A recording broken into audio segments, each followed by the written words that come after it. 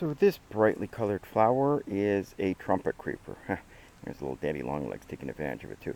Trumpet creepers, which have these opposite, they're vines with opposite branching, and they can grow huge, 20, 30 feet up into a tree.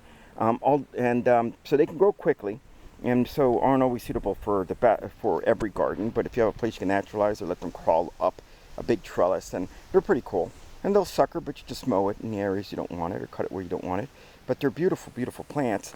And you can see it's built as a hummingbird plant. Long, tubular, the red, which is something that most butterflies and other pollinators can't see, but which of course is quite visible to hummingbirds. They've adapted to go in there, and then their long tongues can fit straight into the bear. And when they go in and try to get the nectar, they get tapped on the head and get pollen on their head, and so they're the main pollinators for this thing.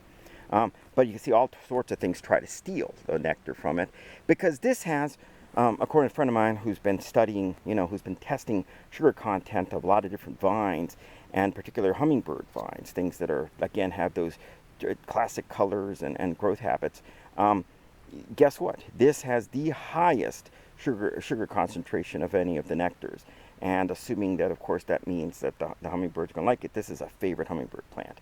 So it takes a few years for it to bloom, but once it does, it's a pretty good bloomer. And it'll form little pods after these things are pollinated.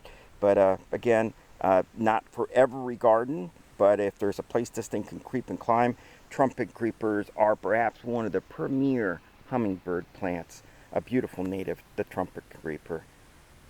And again, this is what the veining, what the leaves look like. This one's clambering all over that bush. And I think even the flowers in bud have a very interesting look to them.